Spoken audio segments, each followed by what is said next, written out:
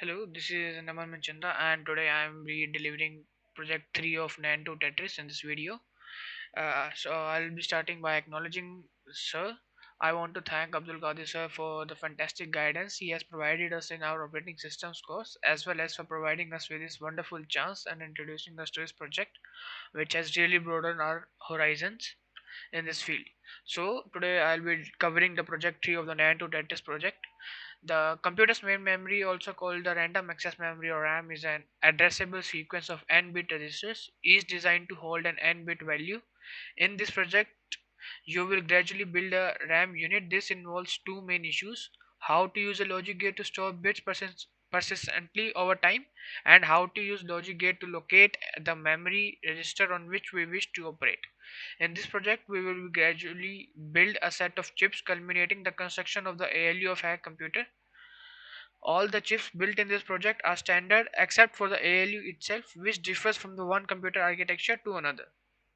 So in this we'll be basically covering the concepts of on the chips or to help us how to store a memory bit in a PC. So objective of the program will be to build the given chips below, which is a DFF, that is a data flip flop. Actually, this chip is already built in, but it is essential for us to cover this chip in order to learn more about other chips. So we'll be starting from building bit, which is a 1 bit register, then moving on to register 16-bit register, RAM 8, that is a 16-bit register, 8 register memory, and so on. So there are two types of factors: combinational, and sequential. In this we'll be covering sequential logic. So in the sequential logic, actually what happens is the input given in the clock cycle previously is stored and used way ahead of in the future. So we'll be covering this concept. So let's not waste any time and start with the DFF chip, data flip flop, that is. So it is a built-in chip which basically is takes input as input and gives output. That is it for DFF chip.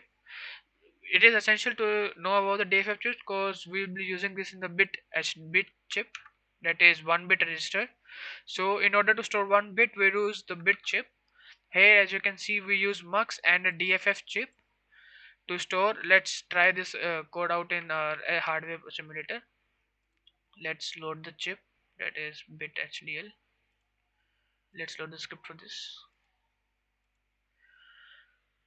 Now when we run this code, as you can see, we can check the output at any given time here.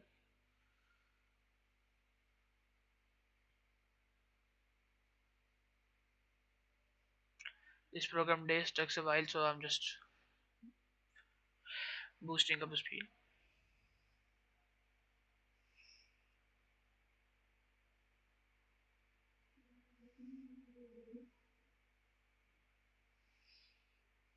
Now let's I, our program is complete. Now let's just check. As you can see, here is the end of the script. Comparison ended successfully. So let's check the output. Here is a given output, as you can see. Now to check if it's right or not, let's just use compare. As you can see, none of the values were changed, as it would have been pointed out. None of the values have been changed. This means our bit SDL has been implemented successfully. So next, as you can see, is will be implementing register, that is a 16-bit register. So in this, as the name suggests, we will be using 16-bit registers to implement a 16-bit register. So as you can see, here is the code for 16-bit register. We are using 16-bit registers to implement one 16-bit register chip. So let's move on to the code. Uh, my bad. It is a register.stl. Let's load the script for this register test. Let's just run the script.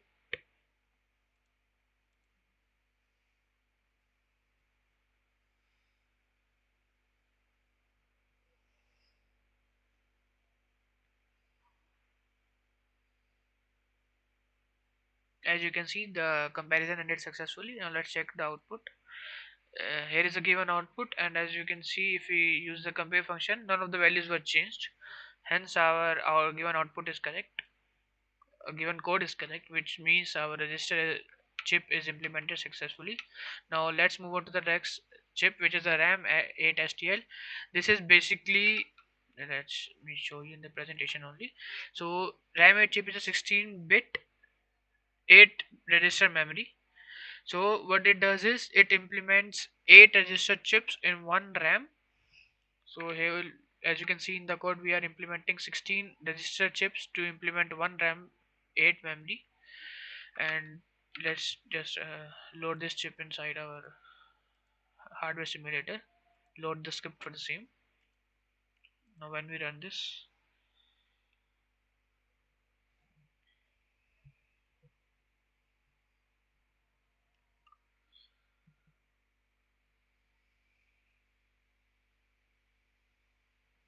as you can see, the comparison is successfully. Let's check the output.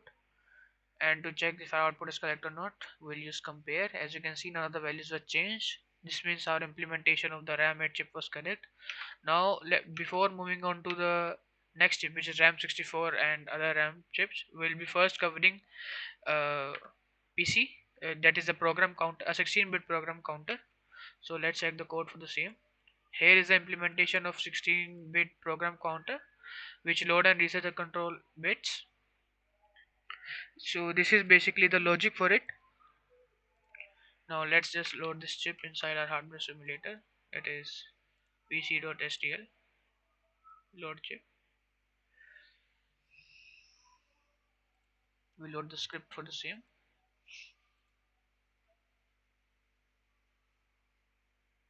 After the implementation, we'll check the output. Then we'll use the compare function. As you can see, none of the values were changed. That means our implementation of program content was correct. Now let's move on to the next chip, which is RAM 64. This means it is a 64 register memory, which means it implements 8 RAM 8 chips to implement one 64 RAM 64 chip. Let's see the code for the same. As you can see, we are using 8 RAM 8 chips to implement one RAM 64 chip. We'll load the script and test if it's correct or not.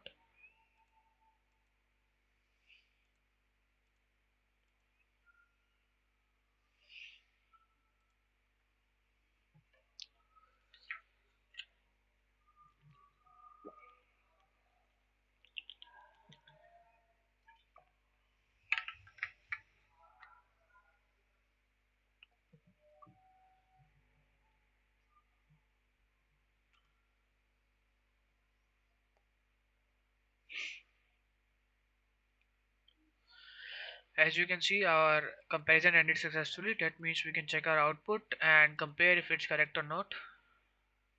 As you can see, there is no changes here. This means our implementation of RAM 64 chip was correct. Now moving on to the big chips, that is RAM 54, RAM 512, RAM 4K, and RAM 16K. So what RAM 512 chip is? It is a 512 register memory chips. That means it has same memory as 512 register chips. For this, we'll be implementing 8 RAM 64 chips. Let's see if our implementation. Let's first check what is the code for this. As you can see, we are implementing one demux gateway and 8 RAM 64 chips and another mux gateway. But this is the primary part of our chip. So let's just test it out. We'll be moving on to part B here. RAM 512 load chip. Once we, as you can see, we have made 8 RAM 64 chips. Now let's just load 512 test script. After loading the test script, we'll test. This takes a while.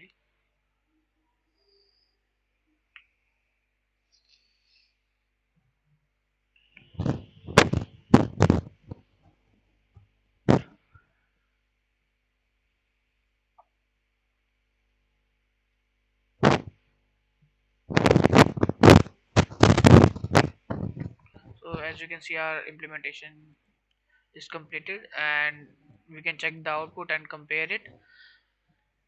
This is it for RAM 512. Now let's moving on to RAM 4K. In this, we'll be implementing 8 RAM 512 chips. So let's just check out the code.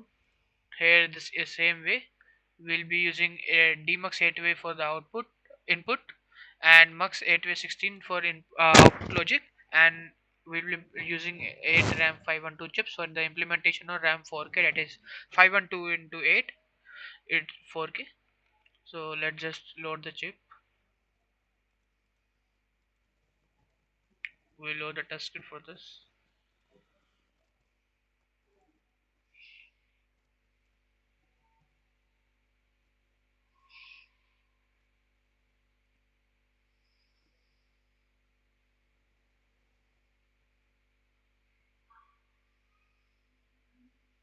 Let's just wait till the script runs completely.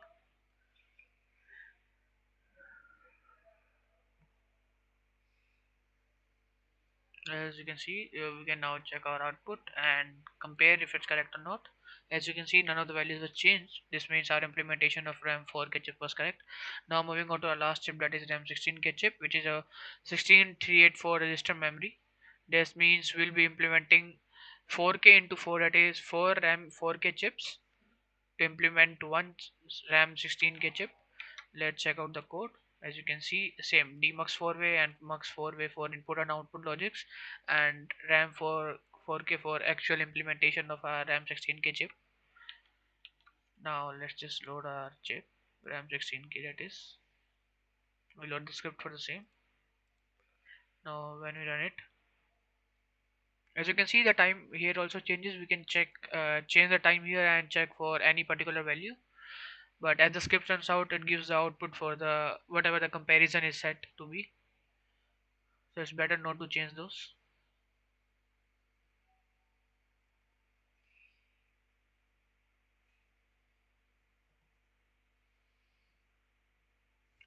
As you can see, our comparison ended successfully. Now let's check the output, and we can move on to the compare function to check if our implementation was correct or not. As you can see, none of the error is shown. That means our comparison was ended successfully. Comparison and implementation of all the chips have been done. This ends and wrap up the project 3 of the Nand2Tetris. And thank you. That is it for today.